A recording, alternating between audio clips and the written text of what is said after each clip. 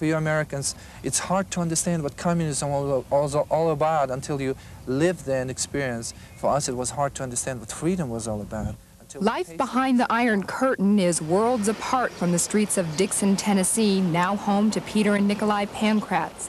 Once natives of the Soviet Union, Peter remembers what it was like as a boy growing up in the harsh outer reaches of Siberia. From child on, you're brought up, there's only one way, and that's Lenin.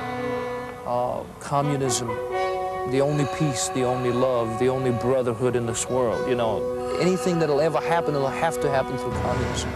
For them to prove that communism is right, everybody is wrong, is to make communism look very good and everybody very bad. Though we didn't have food in the Soviet Union and so on, Russia was the #1 anyway. At least that's what the communists told them. As Christians living in this perfect society, the Pankratzes were forced to worship God secretly through the underground church in the Soviet Union.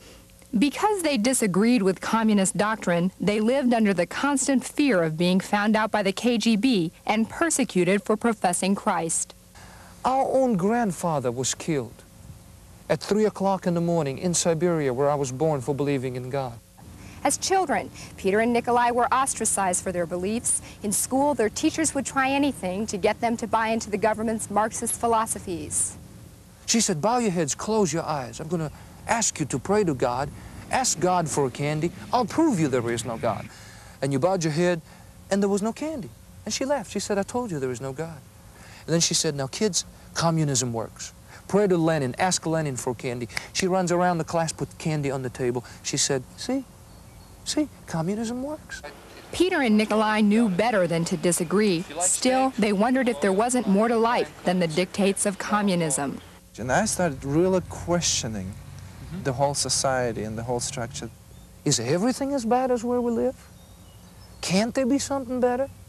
Is there a chance that there could be freedom in the world? Finally, in 1974, after years of negotiation, the Soviets agreed to let the Pankratz family leave the USSR at a cost of $3,000 per person. After nearly 18 years of oppression under communist rule, it was a small price to pay for freedom. And they said, if you don't get out now, you'll never get out. You better move. We couldn't even take our pictures, nothing with us. We just like that. And they search you, totally search you at the border. So we just walked out, starting life all over. All over again.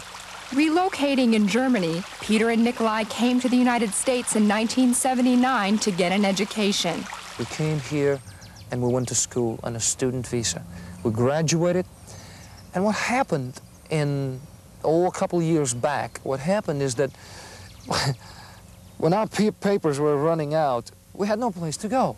We were scared because we had dual citizenship, you know. We had Russian citizenship and German citizenship. And the way it was looking, who knows where they're going to send us, you know, now. The deportation date was done and so on.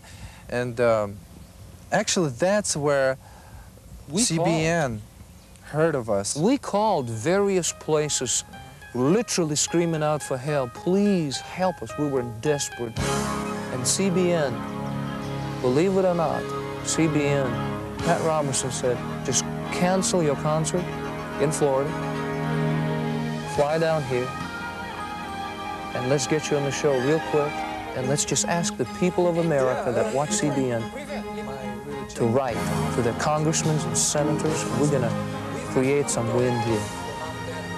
And the immigration department has got a bunch of letters from people like that stand by CBN. And we were blown away that somebody would step in and literally stretch out a hand of help. As a result of the overwhelming public outcry generated by CBN viewers nationwide, their deportation date was extended. And here recently, the Pankratzes got approval from the INS to become permanent U.S. residents.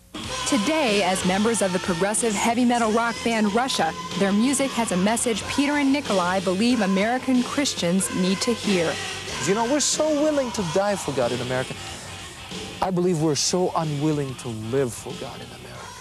This is a nation that has been established on Christian principles, and we should We should be free to talk about it, you know, and not be ashamed. In fact, I'm proud to talk about things like that. And I hope a lot of kids out there, they will realize that, hey, let's not wimp out on this. Let's be ourselves, you know. If I believe in God, so what? Definitely, I have a lot more reasons to speak about my beliefs about my God, you know. And we want the kids to know that. Hey, let's go for it.